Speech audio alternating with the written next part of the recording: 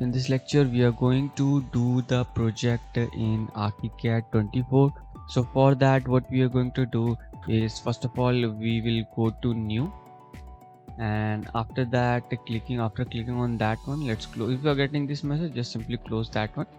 Okay, so here I will go with this ArchiCAD 24 default template. So I just simply need to click here, and the work environment you will see here. So what I will do is I will click on default profile. Okay, and after setting these two, you just simply need to click on done.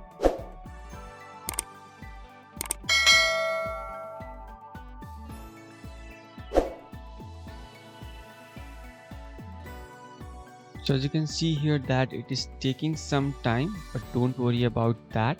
Okay, so as you can see here that this is our default template, okay, that we have just chosen. So let's say that you want to enter the project detail. So for that, what you have to do is you have to go to file here on this side, okay, on the left top side. Let's simply click on this one, and after that you have to click on info and click on project detail. So here what we are going to do here is that, as you can see here, that we have this project detail here. We have the details related with the project here. We have the site detail, all the details related with the site here. We have the building details, all the details related with the building here, and we have the contact detail, all the contact detail, all the details related with the contact. So now as you can see here, okay, and after that we have this client detail. You can see we have all the important details that is required, that is client full name, client company, and client full address, and all these things are here. So basically we need to fill these 5 things, okay, in project info. So let's look at the project detail. So let's say your project name is something like just you are let's say any of the project detail. Let's name this one as 3-story building.